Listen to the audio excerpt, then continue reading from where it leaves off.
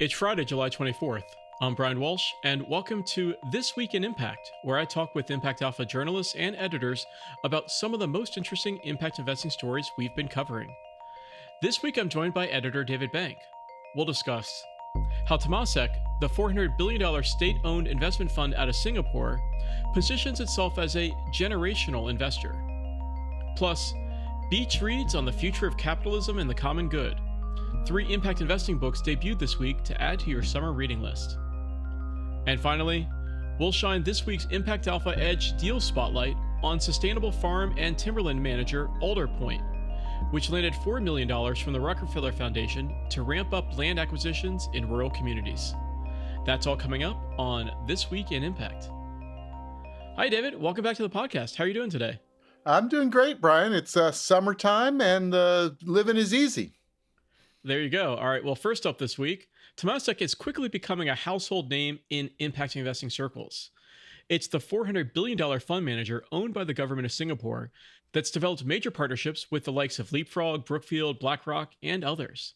Now, David, you spoke with Eliza Fu, who leads Temasek's impact investing team, for the latest Agents of Impact podcast. What stood out to you about their approach? Well, everybody is beating a door to Singapore these days to raise impact funds. And one of the main reasons is Temasek. And you just find it all over the pages of ImpactAlpha for starters, but in almost all the major deals, particularly ones that are intersecting climate adaptation, emerging markets, even responsible AI and water. And, it's kind of all over the landscape. And it's become very active, very visible. We thought people wanted to know more about it, so we sat down with Eliza Fu, as you said, and talked through the strategy and a little bit of the kind of ethos or philosophy behind it. And it is a state-owned investment fund. It's not a sovereign wealth fund, as folks sometimes mistake it. So it has both independence and then this long-term view that they call a generational kind of view. So it's kind of a different kettle of fish from some of the other LPs or asset allocators we talked to, very much steeped in sustainability, in kind of this responsibility, social responsibility, and then also just has a lot of throw weight with, as you said, they've just crossed the $400 billion US mark. I think it's $500 billion in Singapore dollars. And just to clarify, what's the difference in practical terms between a sovereign wealth fund and a state-owned investment fund? I think it has to do with sort of the level of state in involvement, and I think also possibly the payout back to the LP, as it were, in the GIC, is the Singapore's actual sovereign wealth fund, and that's up to something like $936 billion when I checked it this week. So that one is much more on par with, say, Norway's or Brunei's or any of these other sovereign wealth funds that people might have heard about.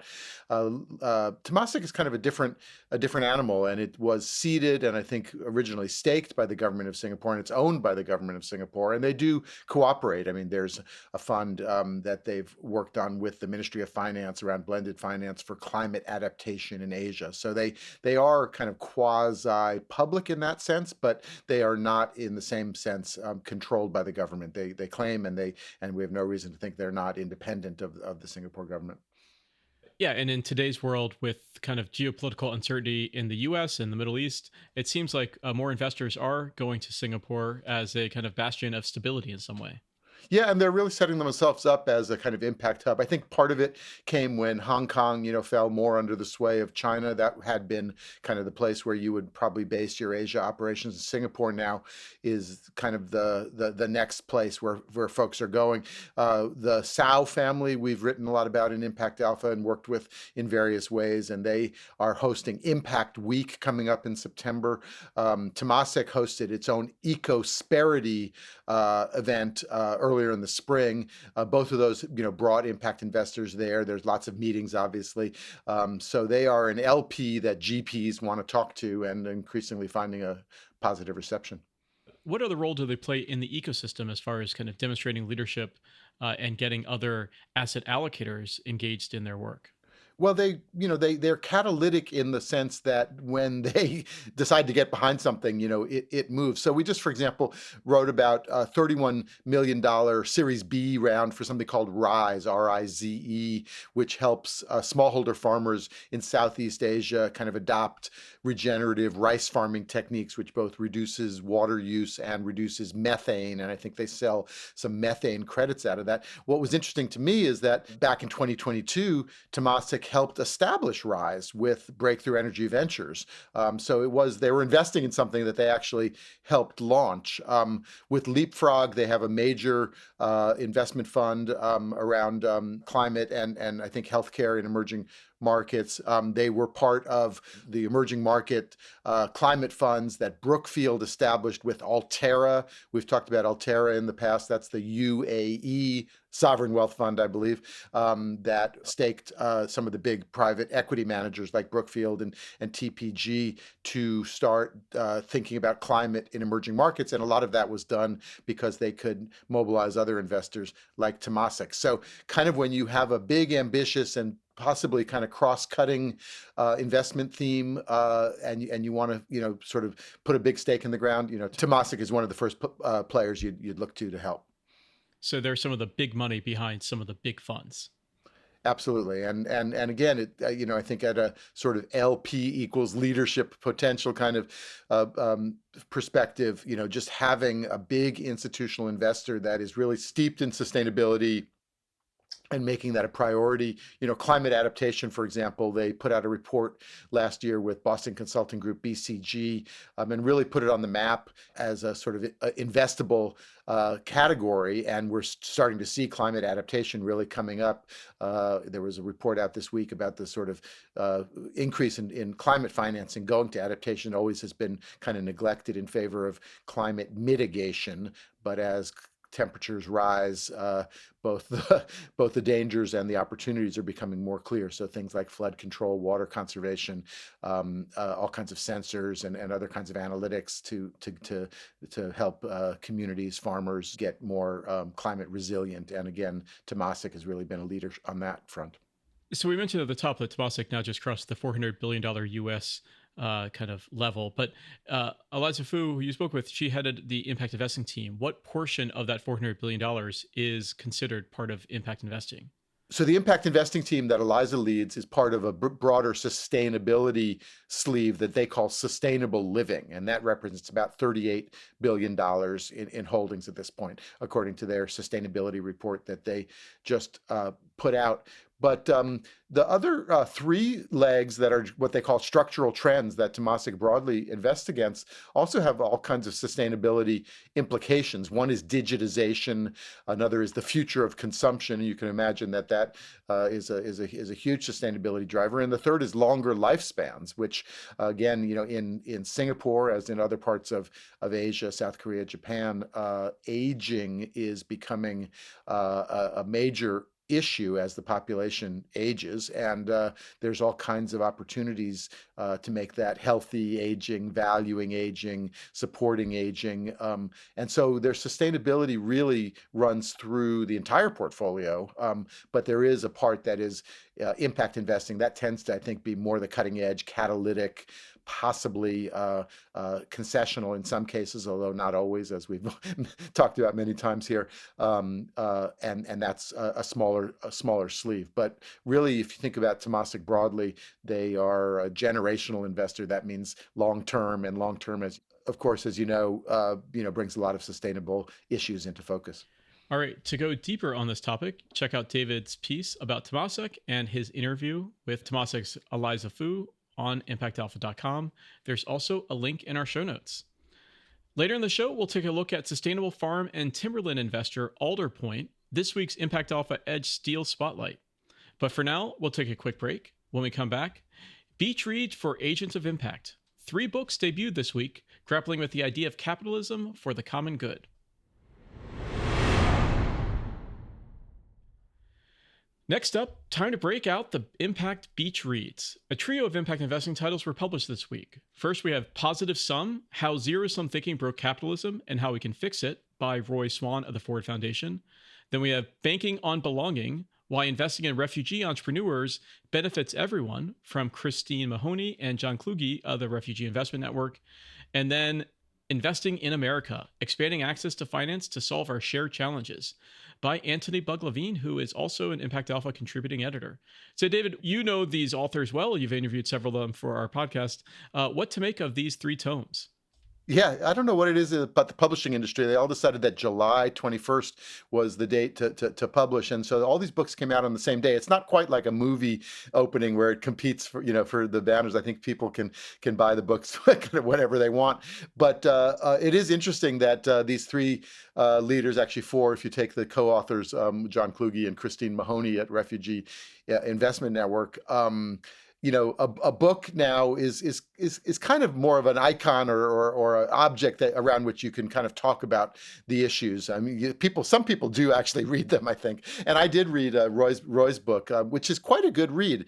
Beach read, might be stretching it, but it's really quite enjoyable. He tells some really compelling stories, both of his own life coming up as first as a football player. In fact, tells the story of breaking his back, smashing some vertebrae in a football accident, set him on a path actually towards finance and his current career. And Anthony and John Kluge and Christine Mahoney also turn these into stories. And I think people have learned, I think that people can relate to these kind of bigger concepts or broader arguments if it's brought down to personal stories, human beings, real places, real people doing compelling and interesting things. They're all kind of counterintuitive in some way. I think that's also probably a success factor for books that, makes you think about things in new ways. In particular, the refugee investing book that John Kluge and Christine Mahoney have put out, really explodes some of the myths, I think, around immigration and migration and refugees more broadly. But Roy's book also busts some interesting myths. For example, he resuscitates or revises kind of the conventional thinking around Adam Smith, the hidden hand of the market, and Milton Friedman, who said the purpose of business is to increase shareholder profits. He actually kind of resuscitates them for the impact crowd. What I like about all three of these books too is they're not talking about necessarily dismantling capitalism, but how to kind of reclaim capitalism from the capitalists in a way, right? And how to reposition it to take what's best about it, what's working, and how to improve it, working within the system as opposed to tearing the system down. Yeah, I mean, Anthony, explicitly called his book "Investing in America," and he wanted to sort of take on this, sort of patriotism or what have you, that and really reclaim it, as you say, for a kind of more expansive, inclusive vision. And Roy Swan, of course, takes it right on the nose that this is a better form of capitalism. But as I said, in fact, it's not really actually a new idea. It's really just a new way of thinking about the way the economy's always worked. You can't have growth, as he pointed out to me, unless you have positive sum. I mean, you have to be able to have new value creation in the world, and that means that it's not just zero sum. It doesn't mean somebody loses if I win. It means that if we can pull it off, everybody can rise together. In fact, at one point, and I was talking to him while he was writing it, Roy Swan was going to call his book "Patriotic Capitalism," and I think he thought positive sum might be reach a broader audience and be a more expansive way to think about it. Patriotic, some weirdly has in a strange way been either weaponized or claimed, but all of it is, as you say, a chance to kind of reimagine how the tools of finance can be put to use more broadly for the world we all want to see, and that's of course right up Impact Alpha's wheelhouse as well. And that reinvigorates the theme that we've been covering for some time now about this notion of shared prosperity and how do we develop, different playbooks to reach that shared prosperity, whether we're talking about thinking beyond zero sum or thinking about including refugees as entrepreneurs to help benefit all of society, or, expanding access to finance. Yeah, I think all of these, contain, multiple examples that would be very apropos in a playbook for shared prosperity. Anthony, in particular, has profiled, some dozens of folks around the country, and he's of course writing a series of columns called "Investing in America" for Impact Alpha, and of course that gives him a hook for almost any topic. So when Fervo, the geothermal company, had its IPO, he used that as a way to talk about sort of the role of catalytic capital and government funding to stand up whole new industries that start out as kind of outliers or marginal, and then eventually become big companies. One of which I always love to repeat, is the catalytic capital and, in fact, foundation program related investments, and then of course government funding that went into Tesla. And so the head of Tesla, as folks might know, has taken on a slightly different cast, but the origins of that story really are in kind of the same kind of catalytic capital and innovative finance that has spawned so many other things. And of course, Tesla, in terms of rethinking the auto industry, has had quite a big impact. Now, what do you see as the value of these books in the broader ecosystem? Is this a little bit of preaching to the choir? Is it about trying to convert new adherents to the impact investing gospel, or is it something else? I think it's all in the service of kind of narrative change. And as you said, it is reclaiming capitalism. At some level, it's reclaiming patriotism. And it's kind of giving folks a cupboard full of examples that they can pull out and use in discussions that show folks that these are not, frankly, radical ideas. I mean, access to finance, to be able to build businesses, to grow communities, is as frankly Republican as it gets.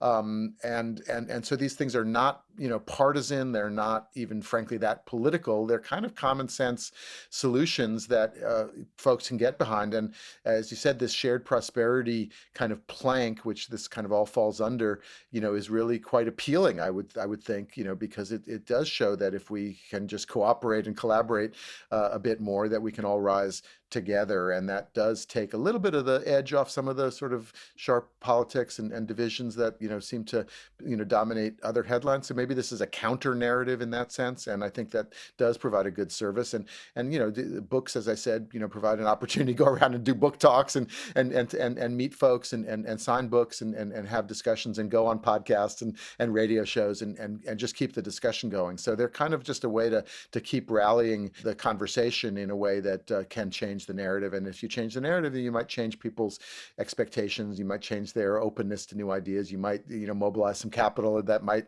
seed some entrepreneurs or some fund managers, and all of a sudden, as they say, you're talking real money and making real change. All right, but human beings are, of course, the storytelling apes. So, being able to tell the right story and change the narrative is the way to shift mindsets, and is to actually ultimately shift dollars down the road. And everybody wants to publish a book, and even in this digital age, it's still an aspiration for many folks to see their book on the bookshelf. All right, well, you can read David's interview with Roy Swan about his new book on ImpactAlpha.com. There's also a link in our show notes. For now, we're going to take one more quick break. When we come back, a closer look at the sustainable farm and timberland investor Alder Point.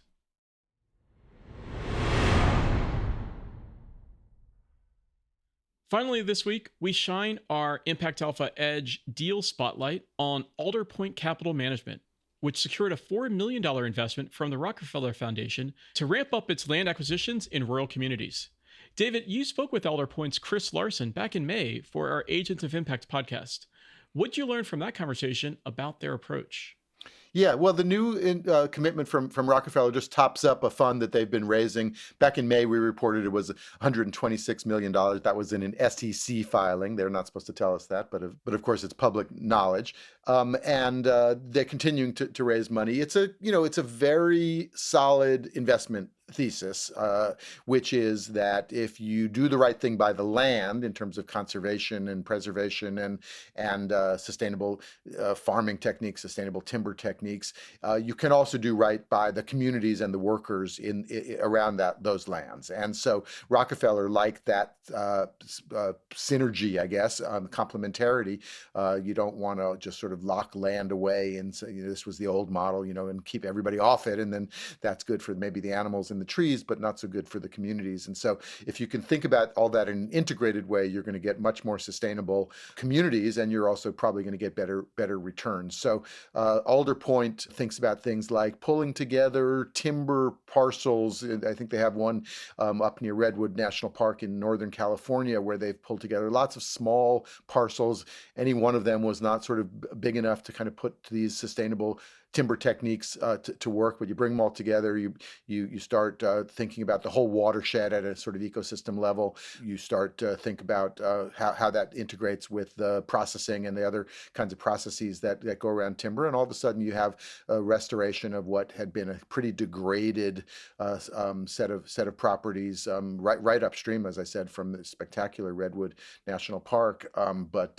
But now it's being managed in a much more comprehensive way. Similarly, they're growing blueberries in southern Oregon in the Willamette Valley, and again, that some of that land had been in much lower kind of value-added crops. Blueberries, employs more folks, fetches a kind of organic premium, and brings in all kinds of jobs. So they're thinking about community benefits, employment benefits, local suppliers, because of all the supply chain issues, all the processing kinds of issues, and really just doing what really would make common sense, but sometimes gets lost as folks pursue kind of quicker profits in how you make conservation really a livelihood and a social good as well. So if Alder Point is trying to overcome what they call decades of extractive management and underinvestment on these lands, what's different about their approach for being less extractive or managing these in a more sustainable way? Well, of course, there was the old, clear cutting at one end of the extreme in terms of timber management, and that, has, extreme environmental costs. But then even, in what is called sustainable timber, and that's just, you're limiting your cutting and letting the trees regenerate. You might not be thinking necessarily of all the water implications. You may not be thinking of all the employment implications. You may not be thinking about the salmon and other kinds of things. And all of that goes into whether it's still an interesting area for tourists to come, and that also informs the economy. So it really is what you would think of as kind of common sense management, but often that does not obtain when the bottom line requires just timber sales. So again, it's a question kind of the view. They talk about taking kind of a landscape view. You make the problem bigger, as people like to say, and once it's become bigger, you start to see different stakeholders, different beneficiaries of different interventions, and you can start thinking about it that way. We've been tracking with Chris Larson at Alder Point since his days at an outfit called New Island Capital, which has some money from one of the members of the Pritzker family, and was a very interesting LP in some of these same kinds of deals. So he was seeing it as an LP making investments into funds, and then he sort of switched sides of the table, became a GP, a general partner in this new fund. And so now he's able to kind of put into place all the kinds of thinking and strategies that he had hoped to see more of as an LP. And he's been out there making the case to his own LPs. And as I said, pulled in this Rockefeller money, and I think is still out there to be able to buy more land. Some of it gets put aside and sold as conservation easements as another revenue source. So he's got all the tools in the toolkit going at Alder Point, and seems to be making a compelling case that you can merge, as I said, conservation, preservation kinds of priorities with livelihoods, incomes, jobs, communities. All right, to go deeper on this deal, there's a link in our show notes to the Alder Point profile on ImpactAlpha Edge, our data intelligence platform that contains the most comprehensive database of impact investors in the world. You'll find thousands of LP and GP live profiles detailing allocations, funds, asset classes, geographies, investment focus, and key decision makers. But that's going to do it for this episode of This Week in Impact. We'll be taking the next 2 weeks off for ImpactAlpha's annual summer break, but we will be back with a new episode of This Week in Impact in your feed on Friday, August 14th. Thank you, Brian. Thank you for joining me today, David. And thank you all for listening. This Week in Impact is a production of ImpactAlpha and part of the ImpactAlpha podcast network. Smart conversations by and for impact investing professionals. For exclusive stories and insights about the world of impact investing and sustainable finance, join thousands of other agents of impact by subscribing. Just go to impactalpha.com/subscribe for full access. Thanks as always to our producer extraordinaire, Isaac Silk. For David Bank, I'm Brian Walsh, Managing Director of the impact advisory firm Human Nature. We'll see you August 14th for more Impact.